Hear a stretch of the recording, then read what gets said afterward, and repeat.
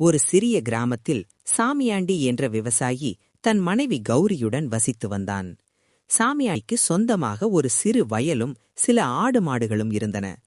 அவன் நாள் முழுவதும் கடுமையாக உழைத்து குடும்பத்தை நேர்மையாக நடத்தி வந்தான். அவன் ஈட்டும் வருமானம் அவர்கள் தேவைகளுக்கு போதுமானதாக இருந்தது. ஆனால் ஆடம்பரமான வாழ்க்கைக்கான வழியில்லை. சாமியாண்டிக்கு நேர்மாறாக கௌரிக்கு எப்போதும் ஒரு குறை இருந்தது. அவள் மற்றவர்கள் வீட்டிற்கு செல்லும் போதெல்லாம் அங்குள்ள வசதிகளைக் கண்டு ஏங்கினாள். எல்லார் வீட்லயும் ஃப்ரிட்ஜ் இருக்கு, நம்ம வீட்ல மட்டும் இல்ல என்று அவளுடைய ஒரே புலம்பலாக இருந்தது. சாமியாண்டி வீட்டிற்கு வந்தவுடன் கௌரி சண்டையை ஆரம்பித்து விடுவாள். பாருங்க, பக்கத்து வீட்ல கூட புது ஃப்ரிட்ஜ் வாங்கிட்டாங்க. என்னால வெயில் காலத்துல ஒரு சொட்டு தண்ணிய கூட சில்லுன்னு குடிக்க முடியல. நீங்க என்னதான் விவசாயம் பண்றீங்களோ ஒண்ணுமே உருப்படி இல்ல என்று கௌரி எரிச்சலுடன் பேசுவாள். சாமியாண்டி அமைதியாக பதிலளிப்பான். கௌரி, நான் உன் கஷ்டத்தை உணர்றேன். ஆனா நம்ம குடும்பத்தின் கஷ்டம் உனக்கு தெரியாதா? நம்ம வரவு மாசத்துக்கு எவ்வளவுன்னு உனக்கே தெரியும். நம்ம உழைப்புல வர்ற பணம் நம்ம அடிப்படை தேவைகளுக்குத்தான் இப்ப பத்திக்கிட்டு இருக்கு. நீ சொல்ற அந்த ஃப்ரிட்ஜை வாங்கணும்னா நான் கடன் வாங்கணும். நம்மளுக்கு கடன் சுமை வேண்டான்னு தான் நான் இப்ப பொறுமையா இருக்கேன். என்னோட கஷ்டம் உங்களுக்கு ஒரு கஷ்டமே இல்ல என்று கௌரி அழாத குறையாக பேசுவாள். இந்த சண்டை ஒவ்வொரு நாளும் தொடர்ந்தது. ஒரு நாள் சாமியாண்டி ஒரு முடிவெடுத்தான். அவன் தன் மனைவியின் கண்களை திறக்க வேண்டும் என்று விரும்பினான். கௌரி, நீ சொன்ன மாதிரியே நாளைக்கு நான் கடைக்கு போய் ஒரு ஃப்ரிட்ஜை வாங்குறேன். ஆனா அதற்கு ஒரு நிபந்தனை என்றான் சாமியாண்டி. கௌரி ஆவலுடன் நிமிர்ந்தாள். என்ன நிபந்தனை? சரி, நான் நாளைக்கு ஒரு ஃப்ரிட்ஜை வாங்கிட்டு வர்றேன். ஆனா அதுக்கு முன்னாடி நீ என்னோட வயலுக்கு வந்து முழுசா ஒரு நாள் என்னோட வேலை பார்க்கணும். அப்பதான் நம்ம உழைப்புல எவ்வளவு பணம் வருது, அதுக்கு எவ்வளவு கஷ்டப்படணும்னு உனக்கு புரியும் என்றான் சாமியாண்டி. கௌரி முதலில் தயங்கினாள்.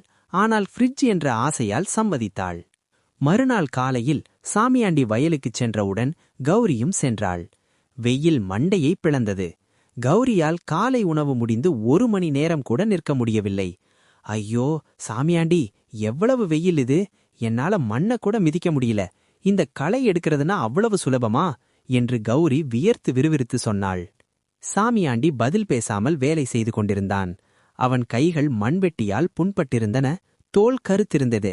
கௌரி களைப்பால் ஒரு மரத்தடியில் உட்கார்ந்து தன் புருஷனை பார்த்தாள். அவன் உழைப்பில்தான் தங்கள் குடும்பத்தின் ஒவ்வொரு வேளை உணவும் அடங்கியிருக்கிறது என்பதை இப்போதுதான் அவள் உணர்ந்தாள். அவன் வியர்வை நிலத்தில் விழுந்தால்தான் அவள் வீட்டிற்குள் நிம்மதியாக இருக்க முடியும் என்ற உண்மை அவளுக்கு உரைத்தது. மாலையில் கௌரி சோர்ந்து போய் வீட்டிற்கு வந்தாள். சாமியாண்டி பின்னால் வந்தான். சாமியாண்டி, என்னால 1 மணி நேரம் கூட முழுசா வேலை செய்ய முடியல. நீங்க ஒரு நாள் முழுக்க இப்படி செஞ்சாதான் நம்மளுக்கு இவ்வளவு கம்மியால வருமானம் வருதா? இப்போ எனக்கு புரியுது நீங்க ஏன் ஃப்ரிட்ஜ் வாங்கக்கூடாதுன்னு சொன்னீங்கன்னு. மன்னிச்சிடுங்க, என்னோட அறியாமையால் உங்களை ரொம்ப கஷ்டப்படுத்தி பேசிட்டேன் என்று கௌரி உண்மையான வருத்தத்துடன் சொன்னாள். கௌரி, நம்ம கஷ்டத்தை நீ கண்கூட பார்க்கணும்னு தான் இந்த யோசனையே. வாழ்க்கையில முக்கியமான விஷயம் என்னன்னா நம்மளுக்கு என்ன இருக்குன்னு பார்ப்பதுதான். மத்தவங்க கிட்ட என்ன இருக்குன்னு பார்த்து ஏங்கறதில்ல. நாம உழைக்கிறோம், நேர்மையா வாழ்றோம், இதுதான் பெரிய செல்வம் என்றான் சாமியாண்டி. அன்றிலிருந்து கௌரி தன் புருஷனை பற்றி ஒரு வார்த்தை கூட குறை கூறவில்லை.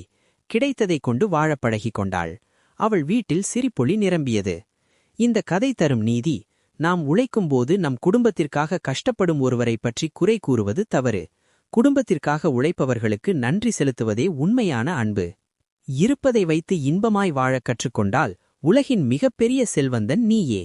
இந்த கதை பிடித்திருந்தால் லைக் செய்யவும், சப்ஸ்கிரைப் செய்யவும். நன்றி, வணக்கம்.